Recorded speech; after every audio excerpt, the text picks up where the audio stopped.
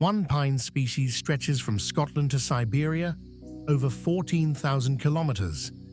This is Scots Pine, Pinus sylvestris, a survivor shaped by ice ages and Arctic winds, with bark that glows orange against grey northern skies.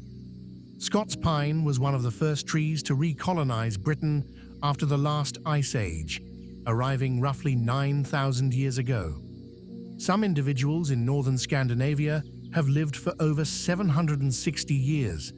It thrives on soils most trees would reject, from sand and gravel to rocky peat.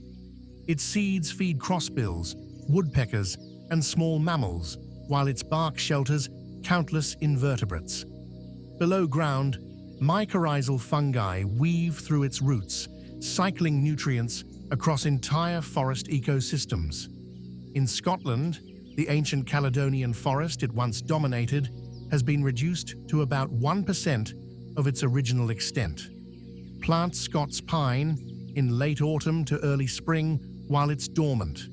Choose a site with full sun and well-drained soil, ideally sandy or acidic. Space trees 3 to 5 meters apart for forestry, or 6 to 10 meters if you're planting for landscape. Do protect young trees from deer browsing, because deer can devastate regeneration. Don't plant in heavy waterlogged clay, and never top or over-prune a Scots pine. It destroys the natural form and invites disease. From the last wild fragments of the Caledonian forest to the vast boreal taiga, Scots pine endures. Plant one and you're planting a piece of deep time. Restore, protect, inspire.